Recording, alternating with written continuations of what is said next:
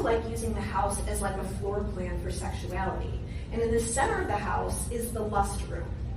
Rarely are any of us opening the door into the lust room, okay? For people who have spontaneous desire and they're just naturally in the mood all the time, that's great. They open the door and they're standing in the lust room. Most of us, we have reactive desire. We need something to happen to help kind of lead us to the lust room. So what kind of hallways and rooms can you create that are on the outskirts of the lust room? If getting to lust is hard, is there somewhere around the perimeter?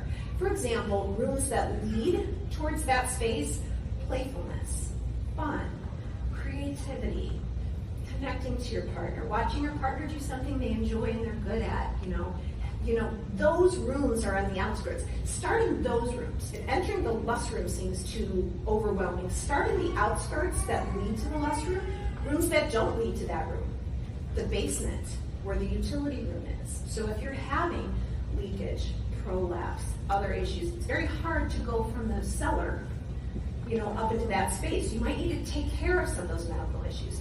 Another space, exhaustion and fatigue.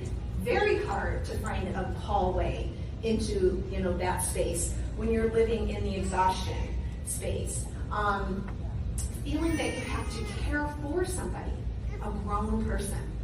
That's annoying sometimes. So if you're living in that space where you're having to mother an adult human, it's very hard to find your way into that space too. So think about all of those things before we just say I have low libido, or what's wrong with me, or why can't I get into this? And ask yourself instead, what might you need in your life to change, or what room might you need to access adjacent to this room so that is more accessible to you?